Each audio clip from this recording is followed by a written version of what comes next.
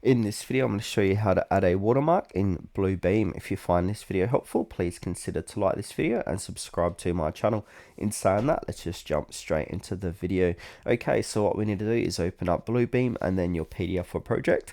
Then from here, at the top, we've got a few different options. You want to click onto Tools and then choose Stamp.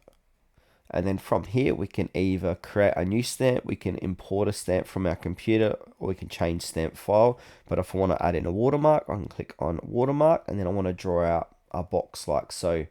And now we can see here, this is quite thick. So we can change the transparency if you want to make it, say, 30%.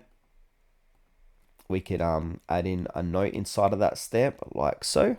Now, if we come back up here again, click on the stamp, there are different watermarks to add.